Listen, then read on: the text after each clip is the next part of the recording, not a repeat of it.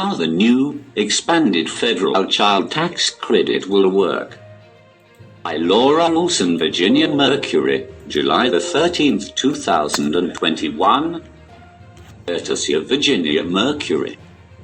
Most ambitious part of the pandemic stimulus package signed by President Joe Biden earlier this year is about to hit the bank accounts of millions of U.S. parents. Starting this week and ending in December, the vast majority of U.S. households with children will begin receiving monthly payments as a result of changes in that law expanding and working the federal child tax credit. Tweaked tax credit drew less attention than stimulus checks and expanded unemployment benefits in that wide-ranging COVID-19 relief legislation. But the effect may be longer lasting. Democrats already angling to prevent the temporarily broader tax credit from shrinking again next year. Central Virginia families recover from the pandemic. We must make sure parents have the support they need to fully return to the workforce, said U.S. Rep. Abigail Spanberger, d'Enrico.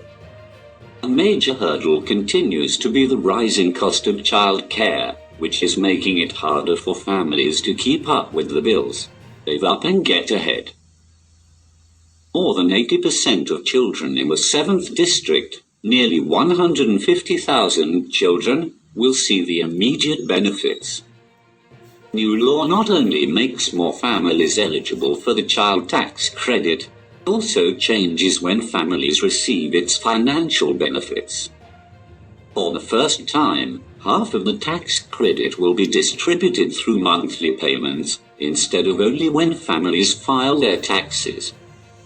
It will send families up to $250 a month for every child between 6 and 17 years old, and up to $300 a month for kids under 6.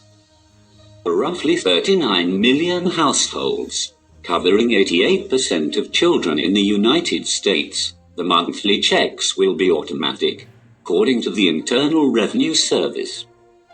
The rest of the tax credit, worth between $3,000 and $3,600 per child, depending on their age, will be paid out when a family files taxes next spring. Researchers say it could have a significant effect on families, estimating that those dollars could cut child poverty in half. There's more on how the program will work. What exactly is the child tax credit? Typically, the child tax credit is distributed annually as a deduction for how much a family owes on their income taxes. Prior to this year's changes, the deduction was up to $2,000 per dependent child under 17, and it phased out for those earning over $200,000 or $400,000 for couples filing jointly. But low-income families who owed less in taxes than the amount of the deduction previously could only receive part of that deduction.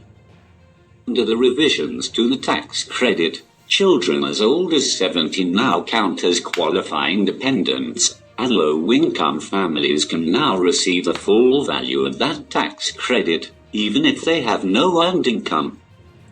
The amount per child also is higher for most families, increased to $3,000 for each child between 6 and 17 years old and to $3,600 for each child under age 6. The biggest change will be the monthly checks, which will provide essentially a guaranteed stipend to families. Who is eligible?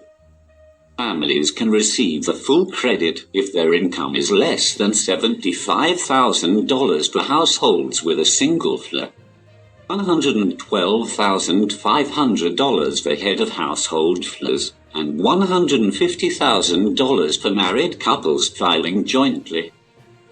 Increased credit phases out above those amounts, with those making more than $144,500 as a single FLA and $182,000 as a married FLA eligible for the previous $2,000 per child, according to the Congressional Research Service. Structure puts single parents at a disadvantage. capping their credits compared to what married parents would receive.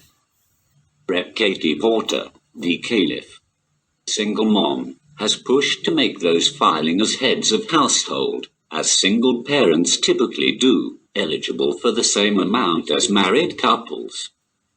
Those eligible to receive the monthly payments may have received a letter from the Internal Revenue Service in the past few weeks detailing the tax credit and how much they will receive. If not, there's also an online tool for checking how much someone will receive. How does it work?